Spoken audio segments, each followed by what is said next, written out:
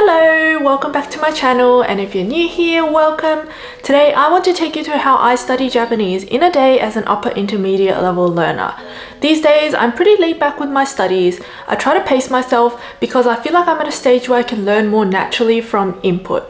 And what I mean by that is by picking up on grammar and vocabulary when I'm immersing in native material.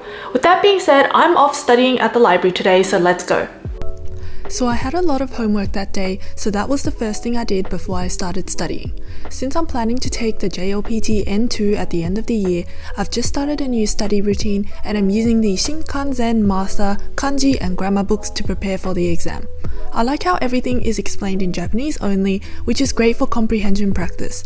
While I normally like to learn Japanese in context, so like hearing it on shows, reading it, textbooks, etc., I think these JLPT prep books are really handy to supplement immersion with native material, especially for the upper levels of N1 and N2, because they have everything you need to polish up on your knowledge at that level and make sure you're prepared for the exam. I make sure to do 1 page of kanji practice per day, and the grammar book is divided into daily lessons with several grammar points per day, so I like to do one of those every day.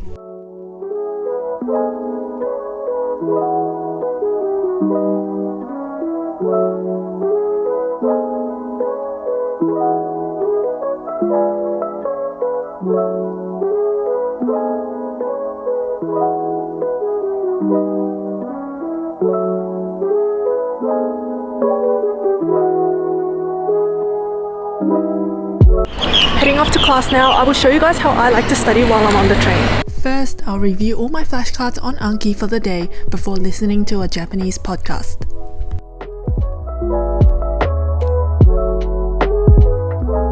Finished class and now I'm back home.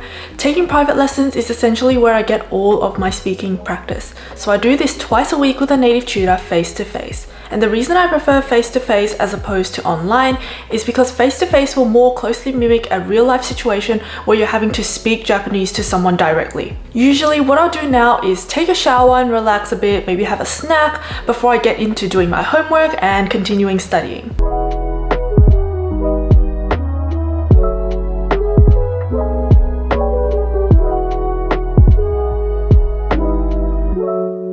Since I'm learning N2 grammar at the moment, and it's honestly pretty challenging, so besides just studying from the Shinkansen master books, I like to review grammar by making my own example sentences using the grammar.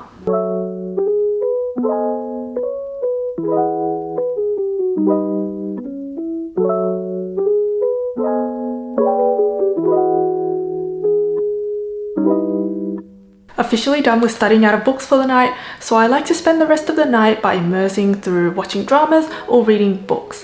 I'm currently reading these Blue Lock light novels, and I think they're great to start when you're around upper N3 to about N2 level.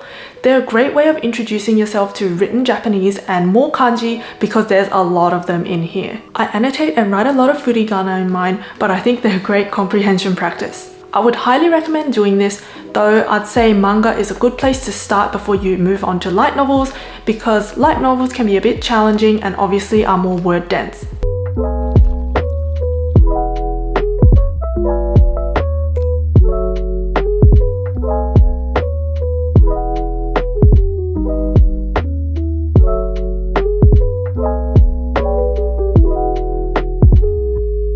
Now I'm going to show you guys how I learn Japanese from watching dramas. So I like to watch these with Japanese subs because English subs won't really be helpful when learning Japanese.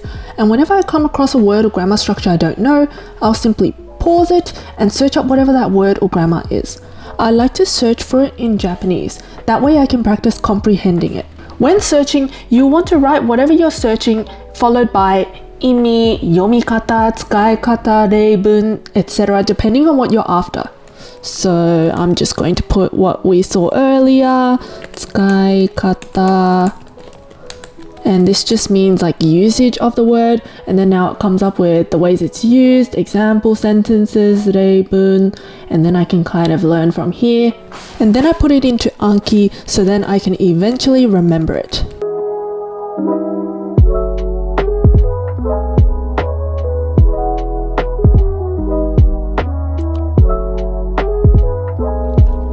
funny thing is, whenever you're watching a show, in the beginning there might be a lot of terminology that you don't know. But as you're watching the show and these same words keep coming up over and over again, and you're also reviewing them on Anki, you'll start to be able to recall the meaning of these words when they come up, and by the time you reach the end of the show, you'll find that you'll be able to remember all of the words.